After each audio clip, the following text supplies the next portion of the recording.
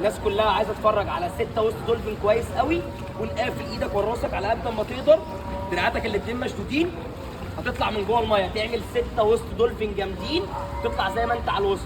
اول لما بطلع كابتن اشد شد الدولفين، اضغط بصدري جامد وببطني لقدام، شده يمين وتروح تضغط بصدرك وبطنك لقدام جامد، شده شمال تروح تضغط بصدرك وبطنك لقدام جامد، شده كامله اخد فيها نفس وانزل اضغط بدراعاتي الاثنين لقدام وبصدري وببطني.